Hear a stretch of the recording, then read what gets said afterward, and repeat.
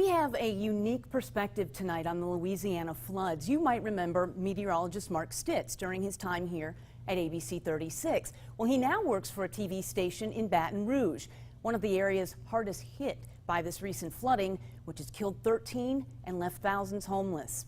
ABC 36's Diane Gerstenfeld caught up with Mark and has the latest on the devastation there. It is our top story tonight at 11.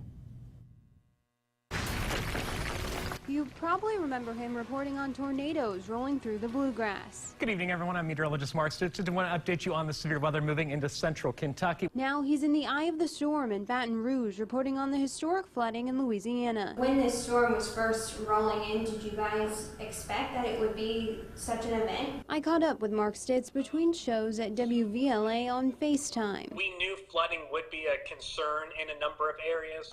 But when it comes to a historic record event like this, it's hard to forecast something because it's never happened before. Stitz says in just 3 days, some areas were pounded with more than 20 inches of rain.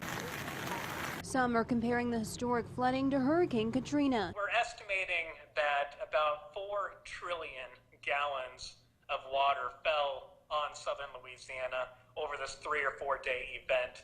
And if you compare that to Katrina, 250 billion gallons were pumped out of the city of New Orleans. So we're talking, in comparison, a significantly higher amount of water that we're dealing with across Baton Rouge than what people had to deal with in Katrina. He says his home was spared, but taking in all the damage where water has now receded is almost hard to believe. Even though my neighborhood stayed dry, if I go about half a mile down the road, widespread flooding was ongoing there. If I go the opposite way down that same road by about half a mile, those roads are still flooded. Stitz says the community has been through rough weather before. In the cleanup process that's now beginning in some areas, he says it's all about neighbors helping neighbors. We're talking thousands upon thousands of homes that will need to be gutted. So this is going to take a very long time.